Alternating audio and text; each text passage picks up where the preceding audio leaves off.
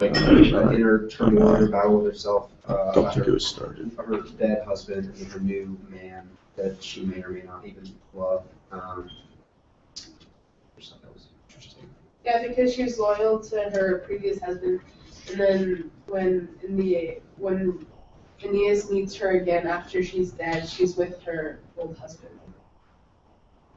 So they're both extremely loyal, I feel like, because that's a strong trait of Aeneas as well. But the loyalty is kind of specified for Aeneas. I feel like he's very loyal to like the state and like what the gods want him to do. While Ditto is more loyal to like family and like her husband and stuff like that. Okay, so I was gonna compare the characters that they just described with what we saw in the first 3 books. So in the very first book, Dido is Dido. Okay. Is considered like she's shown in like positive light, like she's very like responsible, like she's like built up Carthage, she got away from her brother and like saved like her people. I'm trying to find the line. And that completely flips the switch by the like after Cupid has like Venus and Cupid to like inflict her with love for like this new man.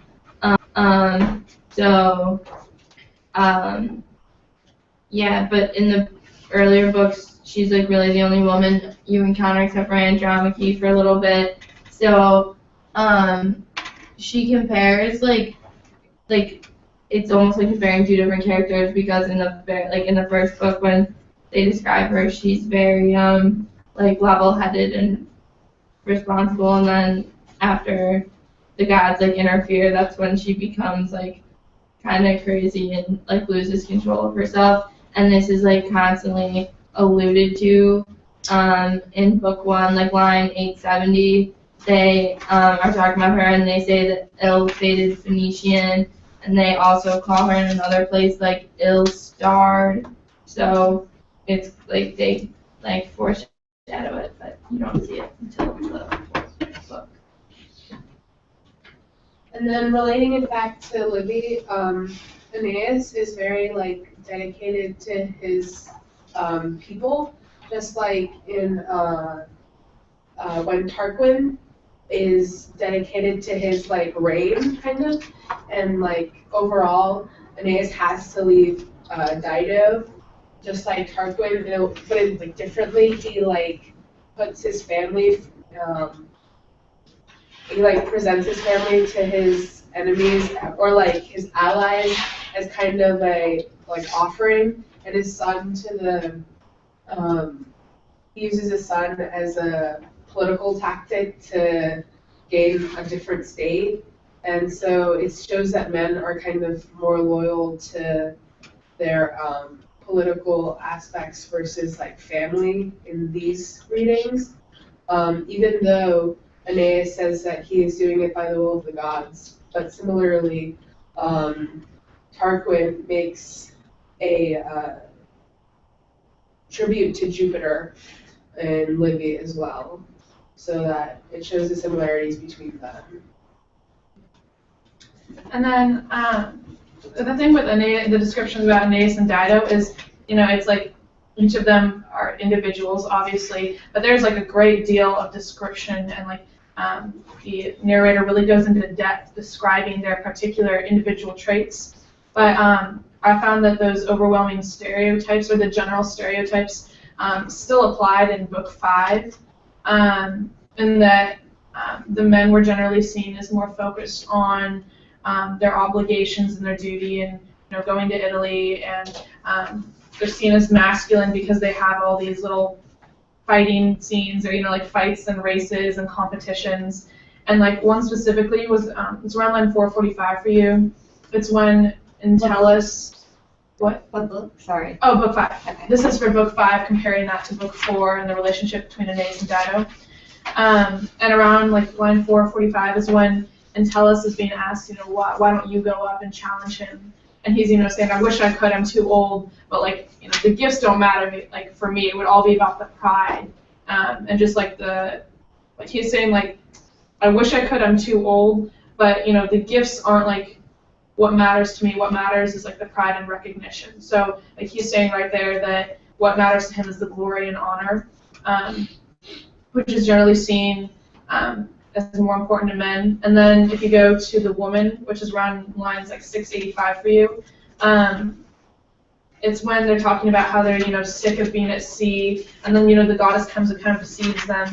And it's interesting because Dido was deceived or made crazy by Cupid, and here it's the women again that are being tricked by the gods into being incited to set the ships on fire. And I was wondering what you guys thought, that it was a fair representation of the woman, or whether the narrator kind of looks down on them for burning the ships. Because what's her face? Who's the girl that comes, the female, when Iris comes down and tries to deceive them, she's saying like, you've been here for 7 years, you've been toiling, like, why don't we just make a town here? Like, that makes sense. And at least for me, like, I kind of understood the woman's position, but do you think the narrator is kind of like belittling the woman, like, oh, like they're freaking trying to burn the ships, or I guess he like offering, I guess, a sense of understanding for their position? Well, actually, I was gonna like bring that up because I feel like they like try to make the women seem like I guess like capricious or like whatever, like something like just fickle, like, and irresponsible. But since it's like Juno telling Iris, it's like again the gods interfering, and although like it puts the women in a more negative light, I feel like males in the story are just as susceptible to the gods like influence. Like no one is able to like know when they're being manipulated by the gods, but like the way that the story is written, it just makes it seem like the women are the ones who are being like are in the wrong, although like they have no control over it. It does seem, I think, that the author includes the detail about the god tricking both Dido and the women in the ships. It does seem like he's trying to take the blame off of them. Or it could be like saying that women are like not as intelligent, not like are more like susceptible, like how males are. Like when Aphrodite tried to or Venus tried to disguise herself as like being mortal, like Aeneas knew immediately that she was a goddess, and he said like, you're a goddess, like reveal yourself.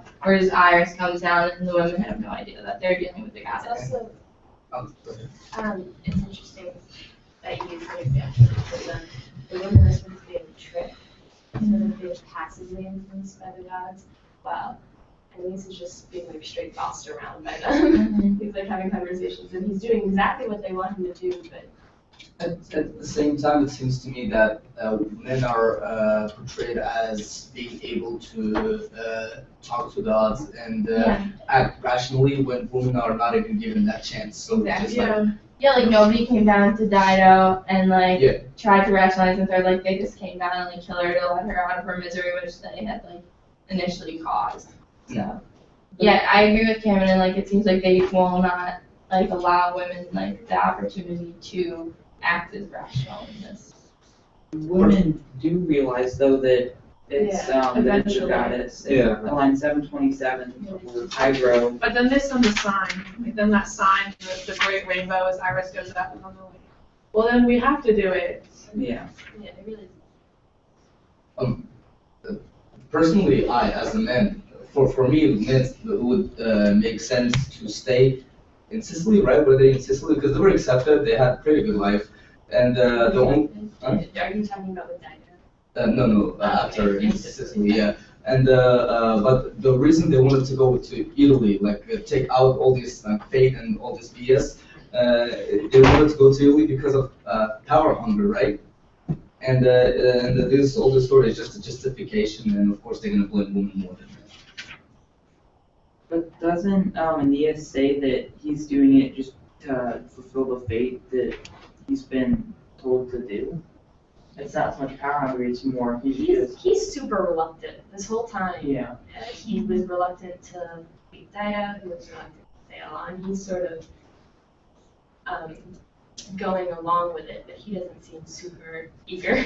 But that could go back to like the characters of like the men and women, like, and like the whole thing like of duty to like your ancestors and your father, because this whole thing is like you have to go back to your ancestors' land and like you have to start this great empire for generations to come, and like that seems to be like the most important thing from like what we read of Livy, like carrying out your father's name and like fulfilling your Yes, he has this destiny and this obligation to his family before him, and also they keep talking about his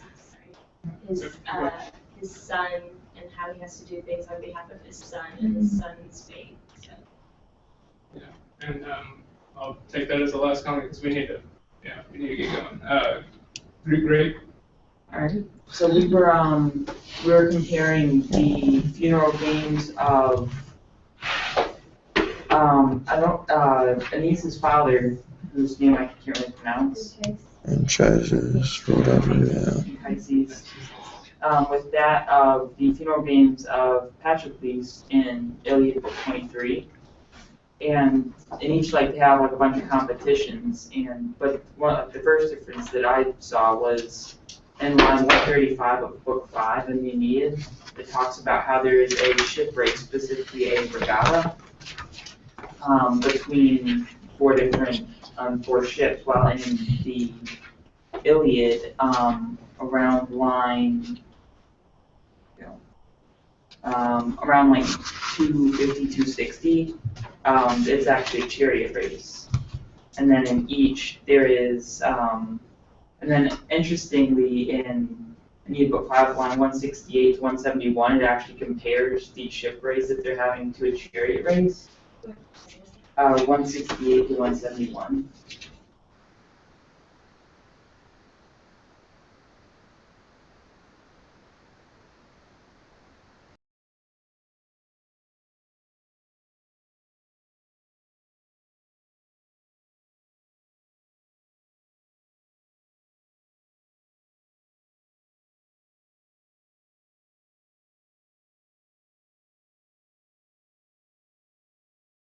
Yeah. Is the race. Yeah.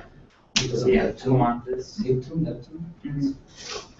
Well, you could like think about like the chariot versus having a ship race, like when they were at war, like Patroclus was when they were at war, so like chariots were there and available. Now like they can't, like they don't have chariots or horses and the things that they need. They're also sailing. Yeah.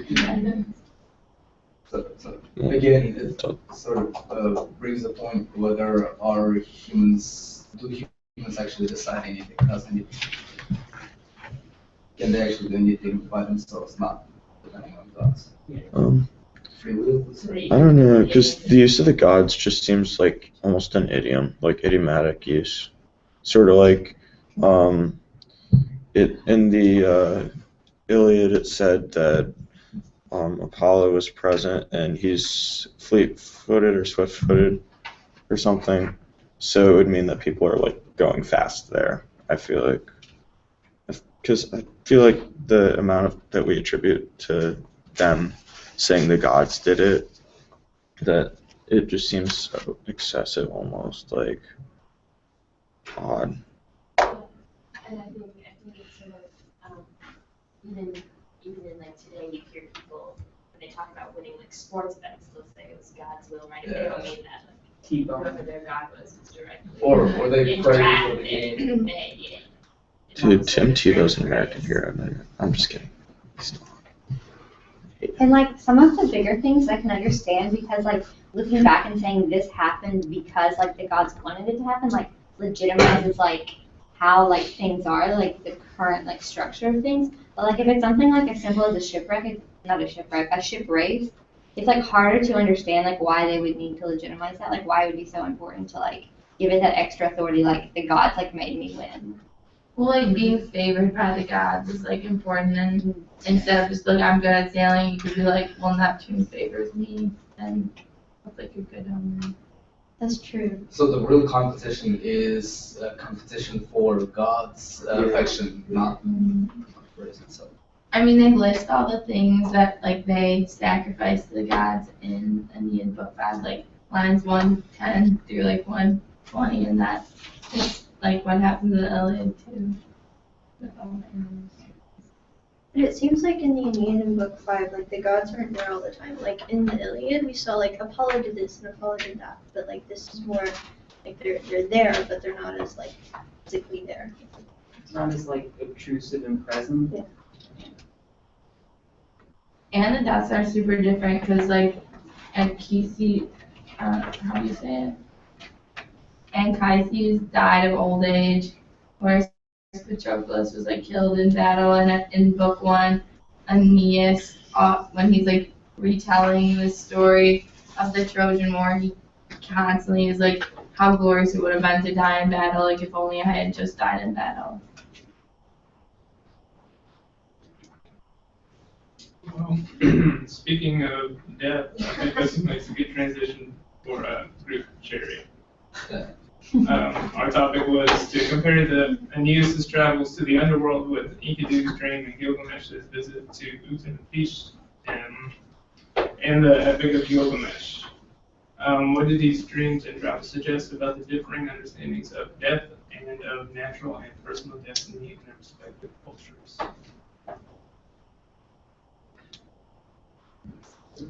All right. So I started by looking at Enkidu's dream, which if anybody has the Epic of Gilgamesh's books, or is Tablet 7. And one of the first things I noticed was at the beginning of Tablet 7, the line isn't specific. Enkidu says to Gilgamesh, "Oh, my brother, dear to me, my brother, among the dead I shall sit, the thresholds of the dead I shall cross, never again shall I set eyes on my dear brother."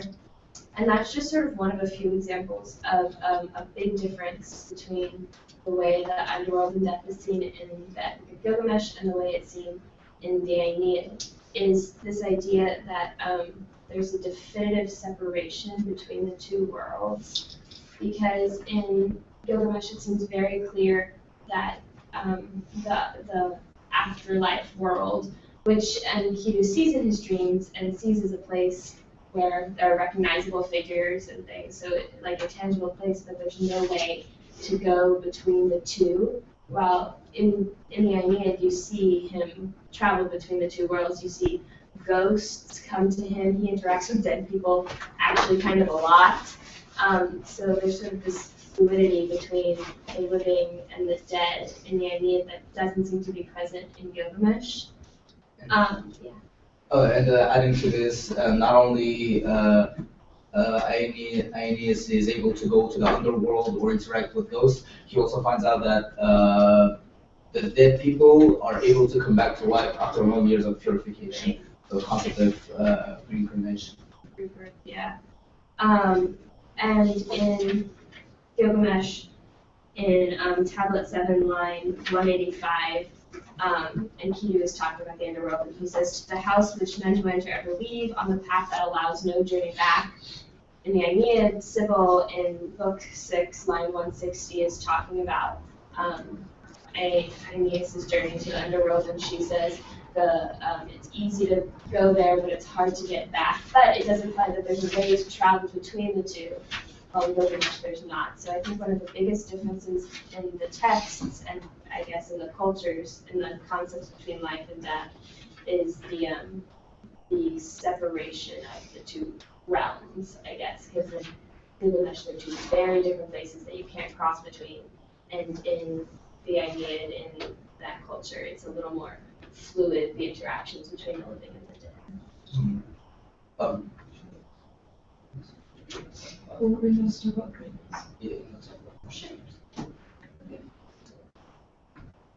Yeah, all right. So the other thing we're talking about is greatness and the way greatness is seen in the two cultures. And in Gilgamesh, it seems to be established through his interactions with Ishtar, and Enkidu sort of laments about this as he's dying, that one of the importance of achieving greatness in life is to achieve a sense of immortality, that the way you survive past your death is by having greatness. and having a legacy. And that's sort of a big theme in the work. And in the Aeneid, there's a similar theme in that your greatness lasts beyond your death. But it sort of talks specifically about how people, when they achieve certain levels of greatness in their life, it affects where they are in death. Where in Gilgamesh it seems more to imply that everyone is equal in death, and only in your legacy are you set apart from others. The Aeneid seems to indicate that how you live your life affects how you will live your death, if you will. Also, Aeneas is sort of motivated to greatness not only for his own legacy, but for the hopes of his destiny and generations to come, which you see through people's pleas with him to keep going. They say, think of your son, think of your family, think of your destiny. And when he goes to the underworld, he sees all these people lined up to be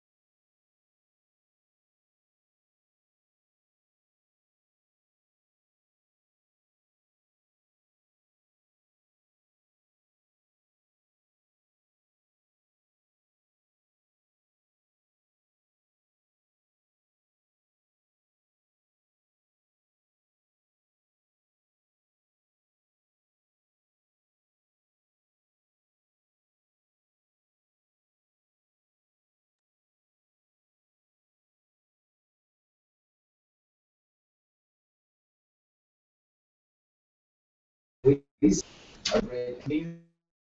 great warrior, and then Baba, whom Gilgamesh eventually had to fight in order to go through their journey. a parallel between the two works that I really liked was sort of a parallel between Enkidu and Dido. When Enkidu is dying, he says, "Fixed is my destiny. People go to their doom before their time." And when Dido, and that's tablet 7, line 90. And when Dido has died in book 4, line 812, it says, "The death was neither fated nor deserved." And so there's this idea that they were both sort of collateral damage from their hero's journey. Yeah, and I think that's an interesting. Sure. In the book 6, lines 119, the prophecy says that the main cause of troubles is a foreign bride. And going back to Iliad, Helen caused the world war, and in the Bible, the descendants of Noah had to get their brides from Canaan, from the homeland of Hebrews, and yeah. That's right. Yeah. Wait, what did you say the main cause of trouble was? Foreign bride. Oh, Foreign okay. bride. Alien marriage. Mm-hmm. It's line 119 in book 6. Also, in what we just read, Livy, right? They're the they're the foreign brides who basically. Yeah. Can I make a comment about orange groups? Yeah, I guess right now we can go ahead and Any lost comments? read. Yeah.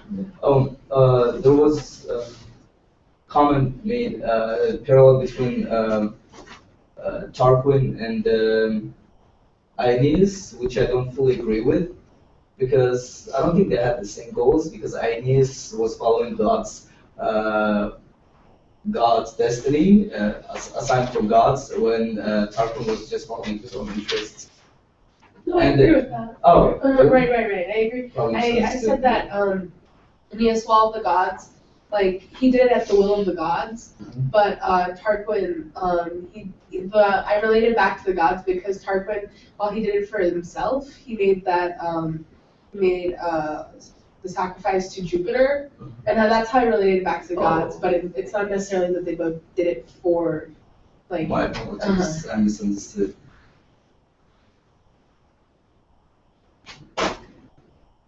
I think that the Enkidu and Dido comparison is super interesting, and it's like also I always get confused with this in these books when they like speak about fate and stuff because it's like I can never like understand if fate is like changeable or if it's always like there because like I'm saying it wasn't their fate or like whatever, but and the God trying to like make fate happen but also change fate, but it's supposed to be fate, which is supposed to be like not changeable, but it's confusing. But that was an interesting comparison. And like there are even times I forget exactly where in the Aeneid where Juno is talking about how even the gods weren't sure what fortune had in store.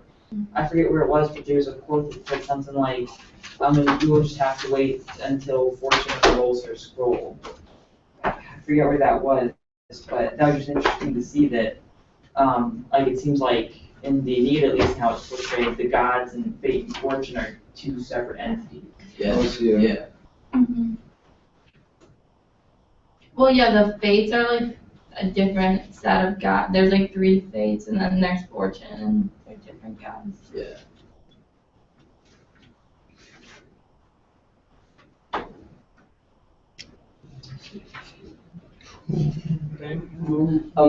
Speaking of the games, I thought it was interesting that everybody got the prizes, even the losers. So yeah, and like that also happened in the Iliad. Like Achilles was very generous. He just it was kind of like over favorite things. Just everybody kept getting stuff left and right. So it was, and I'm interested like, I feel like that's significant in some way in their culture and how more than just like everyone's a winner. Teamwork. Just like everyone's valued. Like everyone's like important enough, because otherwise, like no way would people go along with being stuck at sea for 7 months. Yeah. Just to go back to what you were just saying, in Aeneid Book 4, line 125, Juno is talking to Venus, and they're talking about their sort of conflicted interest of the relationship between Aeneas and Dido. And she says, but I remain a little unclear about the intentions of fate. Yeah. So, yeah, not even the gods know exactly what fate has in store. But fate is all Yeah, right, but Juno. Oh, Juno's the one who tried to go against it, right? At the beginning, but yeah. And on that point, I think we're out of time. I feel like So- Jupiter is the only one. Because everyone's